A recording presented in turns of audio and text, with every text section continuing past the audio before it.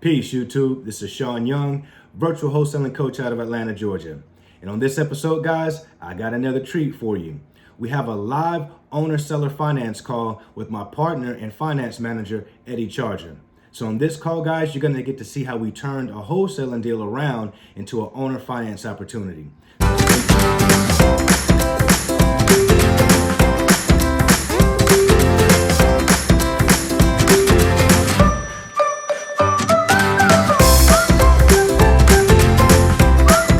Hello, Hey, how you doing?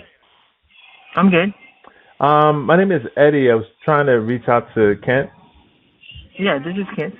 Hey, Kent, I'm just returning a call. You actually had spoke with one of my assistants, Chelsea, about a property over on, I think that's Gregory Street.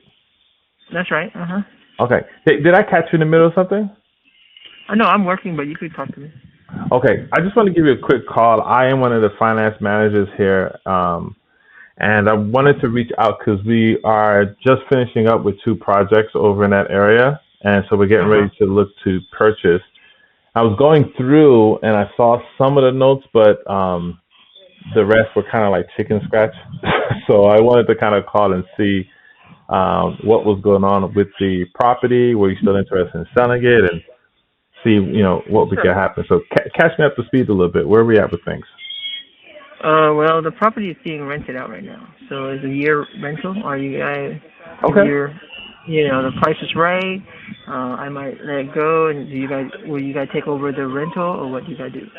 Because I don't want to just throw them out. Are they good tenants? Well, I have a realtor that she takes care of them, so so far so good. Okay, perfect. So to answer your question, we do take over properties with tenants in place, and especially if they're good tenants. Do you have other properties, or is this the only? Yeah, okay, so you know that good tenants are hard to find. So when we get good tenants, we like to keep them in place. Like you said, this property is currently in a year lease. Is it the beginning of the lease or the end of the lease? Yeah, it's a year. It's the beginning of the lease. Okay, so it ends next October? I think it's September. September? Okay. See, the thing is, I'm not in charge. I just know that my monthly, they get a deposit, and that's all I worry about. So. Gotcha. Okay. So yeah, the agent runs the whole entire property for you? Yeah, she watches over all my properties. Okay, gotcha. All right, and so you are looking to sell the property. Can you tell me a little bit about it? I know it's a 3-bedroom, 3-bath. Is it a duplex? Is that right or no? No, it's a house. It is a house. Okay. Original is a 4-bedroom, but it has a small closet when I was living in it, so I decided the 4th bedroom wasn't needed, so I broke down the wall and through the closet, and then just made it into a walk-in closet. So it's a walk-in bedroom closet. Okay. Gotcha. So it's huge. Okay, and I did have here that you guys had recently done some sort of plumbing, electric. Tell me a little bit about that. How long ago was that? And well, electrical was done just prior to the people moving in. Because every time I get a new tenant, I always fix something. So I couldn't give you exactly what was done. I just know that there has been electrical and plumbing done too. So. Okay. Was there any upgrades done to the bathrooms or the kitchen? Yeah. The tiles, the countertop, things like that. So the tiles in the yeah, the bathroom was done prior to me leaving, so that was like 2 years ago. Okay. The bathroom was done 2 years ago. And what about the kitchen? The kitchen, about the same time. Everything that when I leave the town, it was about 2 years ago. Oh, okay. All right. So the kitchen, What was done in the kitchen? I removed the what's that called? What kind of those plastic things, and I put tiles down. Oh, so like on the backsplash? Down the black splash too. Yeah. Okay. So what about cabinets? Any No, new it's cabinets? original cabinet. No, just original. Okay, so new backsplash was put down. Okay, got it. Got it. Okay. Do you currently owe anything on the property, or is it free and clear? It's free. No, it has a mortgage on it. It's like $20,000. Okay, got you. All right, so you got a small mortgage on it. You got a property management company. How much are they? How much are you Charge? paying them? $100. Yeah. How much? $100. $100. Okay. It's a flat rate. Flat rate. I'm writing this down. Flat rate for management.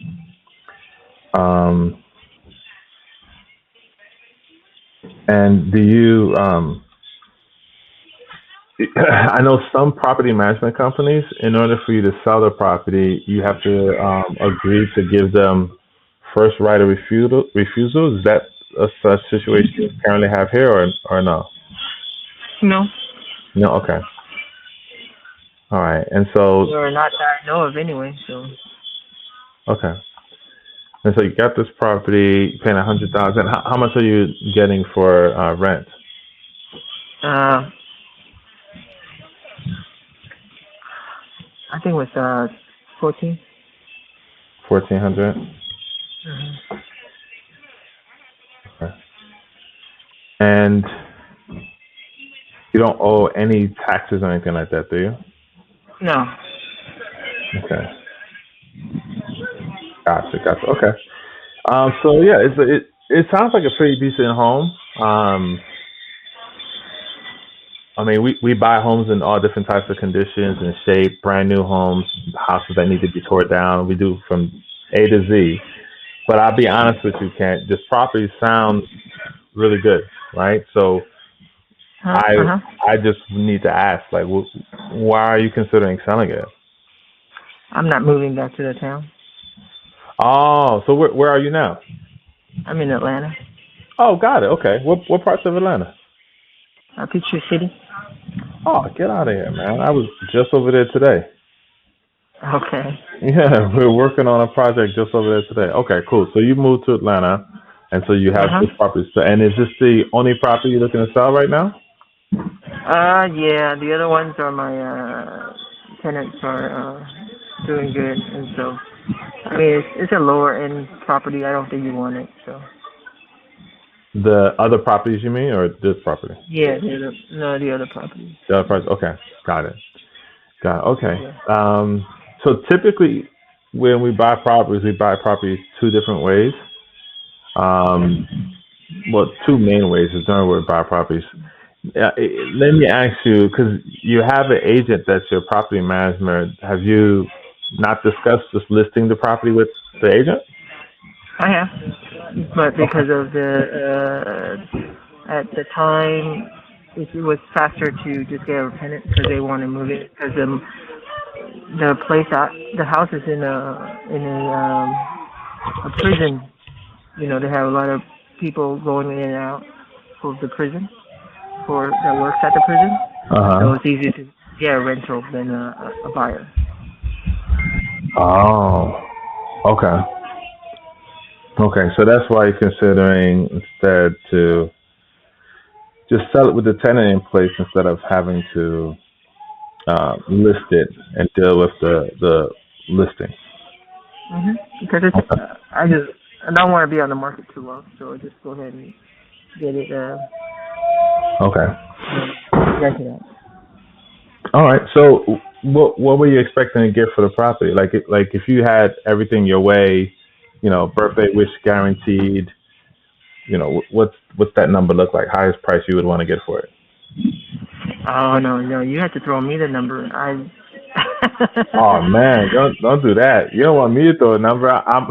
I work for an investment firm. I get bonuses by trying to get the property as low as possible. So my number is always going to be $1. If you tell me, hey, Ah. how much would you want to pay for the property, right? I'm gonna say, hey, I would love to pay you $1 for it. If I'll send you the paperwork if we can sign it, right? So that's not going to be the best bet. I do like to be fair and honest.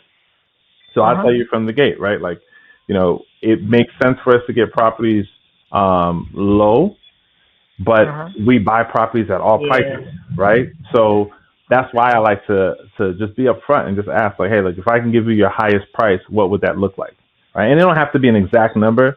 You can just give me a range if that makes you feel more comfortable of what you would kind of like, because I still have to run my numbers and kind of figure out what makes sense. And so I'd rather know, when I get the numbers back, okay, this could work because it's in your ballpark, right? So what are you thinking you're going to get for it? Yeah, and the property around the area is going for 200 to 250. So I'm on half an acre with a fence around the whole yard. So I don't know. So when you say the property around the area, you're talking about comps that your agent pulled for you? Yeah. Okay, so all right, because that's one part of the research I'm gonna do. So if I were to look up properties in the area, same bathroom, same bedroom size, and also in the exact same condition as your property, as you're saying they're selling as is right now for about 250. About 200. About 200. Okay. All right. So your birthday gift, if I was to come back and say, hey, listen, I think we could do it around 200, that would be a good deal for you. Yeah. Okay. All right. So now, what is your lowest price? Like, if I call you back and say, Kent, listen, here's what I can do. What's that lowest price where you say, listen, if you come to me with, this number right here, you can just go kick rocks. Don't even call me back. That's tough because I put too much into it. I was going with the 200. That was what I was planning on. Okay, so 200 is your low price and your high price? No, the 250 would be the high price, but I don't think I'll be reaching that 250 anyway. So, because I have cabinets that are outdated and needs to be put on new cabinets. So, that's the only thing is to say for someone who to move into this area, they need to put it's usable as a tenant. You can still use it, but for a buyer that wants to have a modern home, my house is in that. So that's why I say that everybody's a view of a home is different. So maybe you see a gold mine, I see something that I need to finish and done. But that's the difference between you and I. No, absolutely. Everybody has their own viewpoint on it. So definitely get it. Okay. So let me tell you a little bit about us. 200 would be my low. Yeah. So we purchase properties. Like I said, we buy properties different ways. Typically, we purchase properties to buy, fix it up, and we either sell it on the market. So we look for properties that need work done to it. Obviously, not all properties fall into that category, right? So your property does need work, but it doesn't need it's not a full fix and flip or something like that, right? Also, you have tenants in your property. So normally we would buy a property, fix it up so we can get the highest market rent, and then rent the property out. So I am at the highest. You are, yeah. Yeah. So those are Look definitely in my area. Yeah. If you're looking into the area that folks in, I am at the highest of the market value. So, because it's just because of the type of property I have. It's fenced all over. It's good for people with dogs, pets. They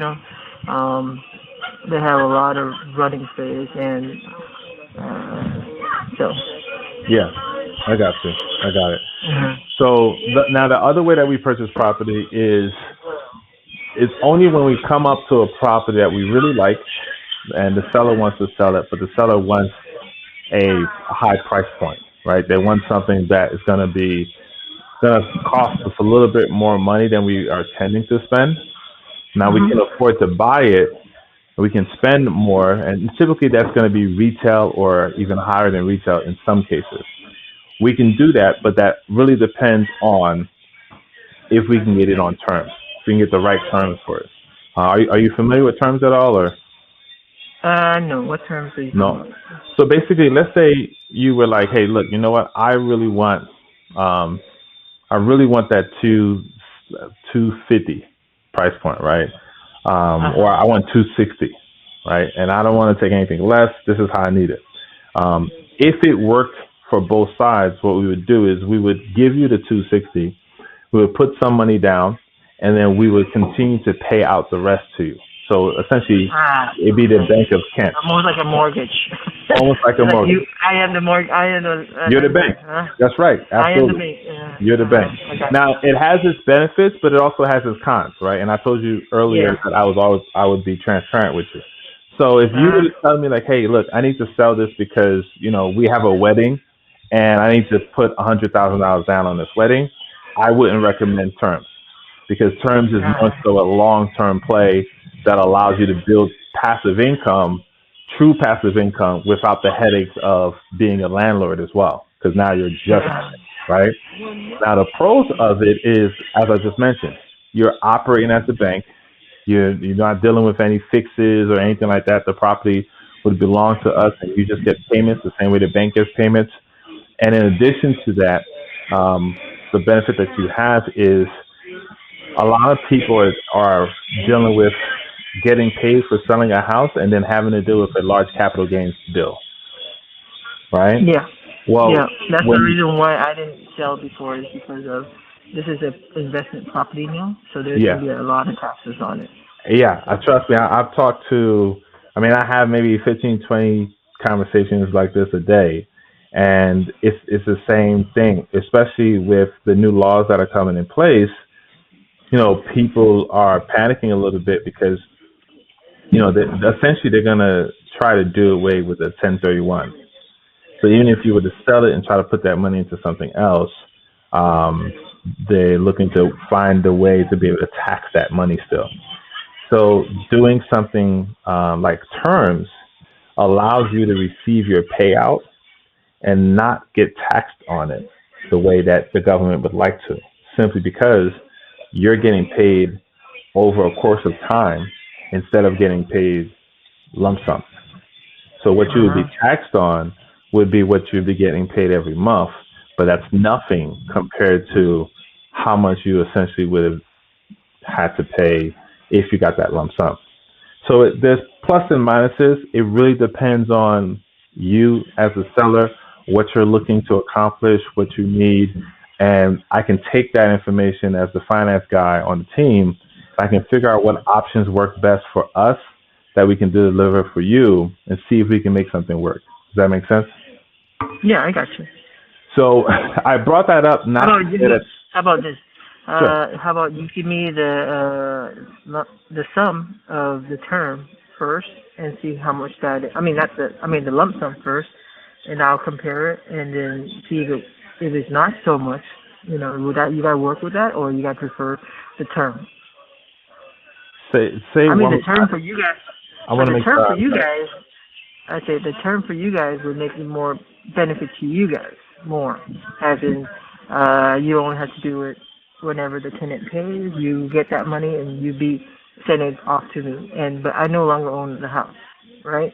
Correct. But but according to if I did the lump sum, I would get the money so I could start investing versus just hanging out waiting for that money every month. If I do that, why don't I just stay as a landlord and then what I Well, mean? yeah, good question. Great question. So here's the difference.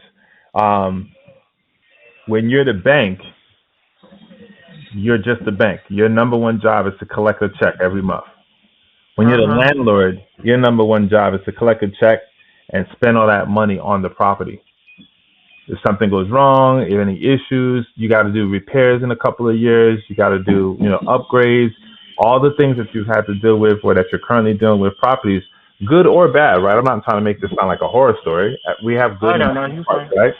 But yeah, no, I fixed my house to the point where I don't need to fix it for another 10 years. That's how right.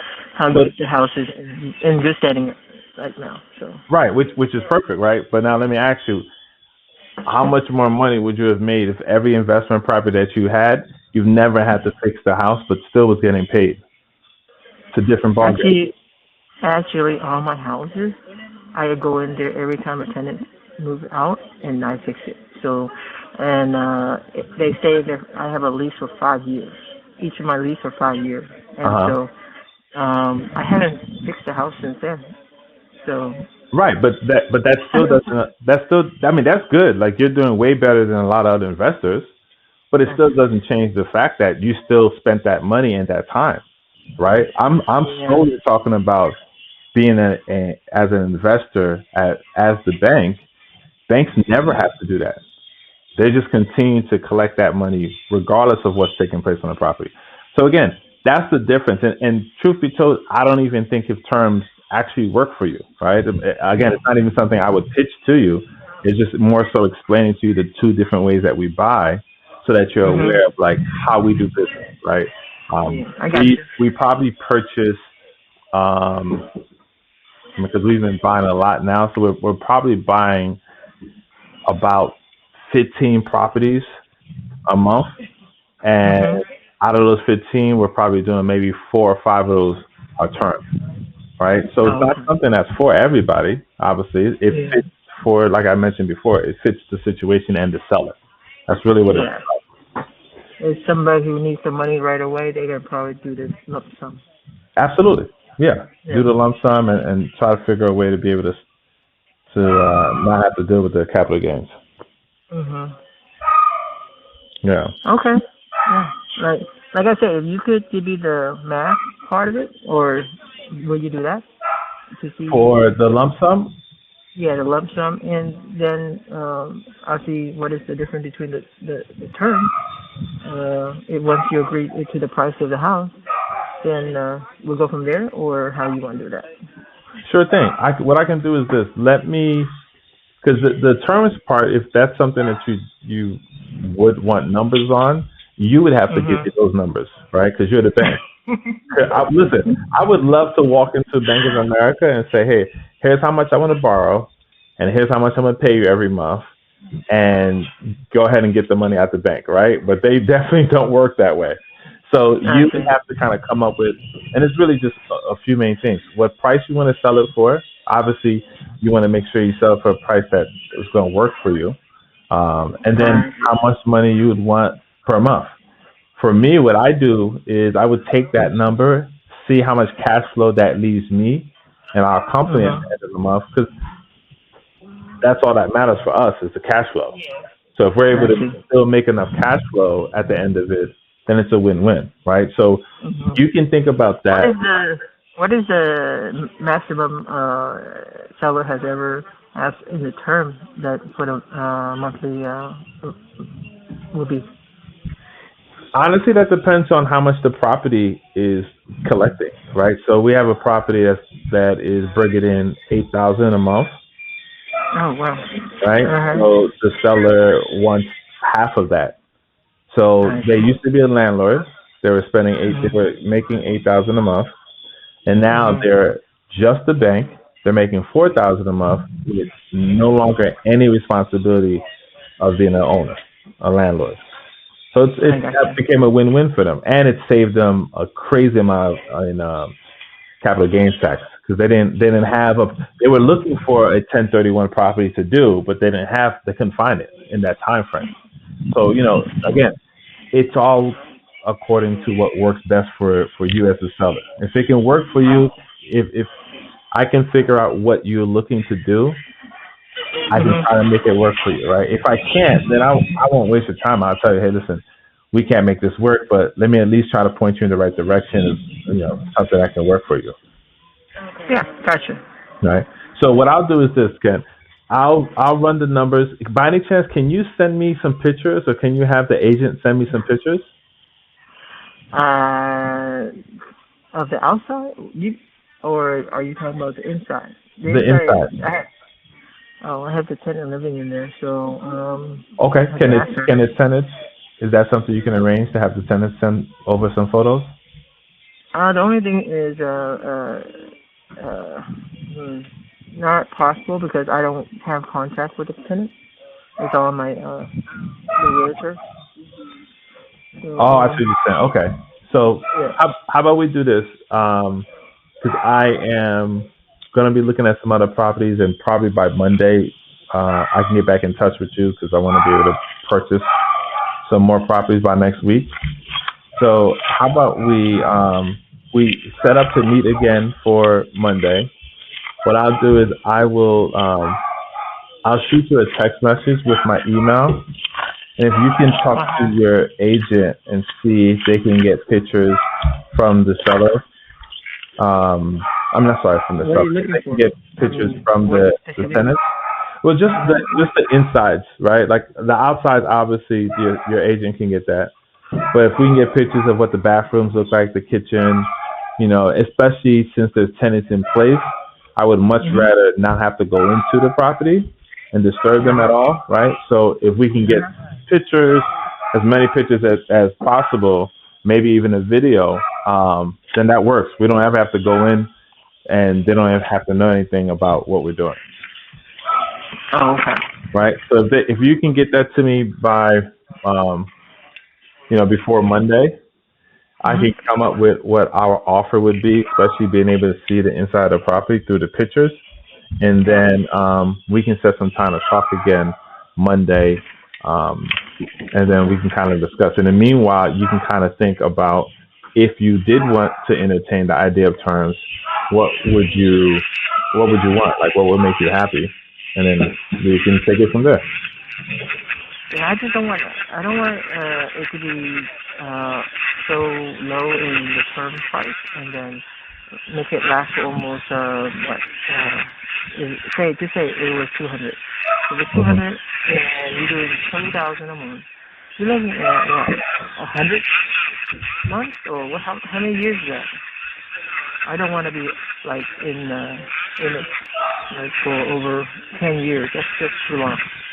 Yeah, no. So again, you'll have the ability to be able to make, whatever terms you want to select, right? So if you say, hey, look, I want, again, as long as we're able to make some money on it, like we have a margin that we try to hit, as long as we can do that, then we're fine. And if you were to say, okay, well, let's do, I'll give you an example. One that we just signed last week was a 30-year term. They're paying the seller $700 a month, 30-year term, and we have a balloon in 10 years. Because that's the terms that they wanted. When we did our numbers, it worked for us, so we signed on the dotted line. Oh, okay. But how much is like this is saying, how much do you buy a property for? I believe that was over in Decatur, more like the Decatur area. So we paid $375 for it. So the seller had the property listed, and it couldn't sell, but she wanted her price, right? So she was trying to sell it for, she was trying to sell it for too much, and they didn't want to do it. So we agreed to pay her more than she actually wanted. Okay. So that $700 would be too low for me. I mean, I was saying $700 would be too low for me to do something like that.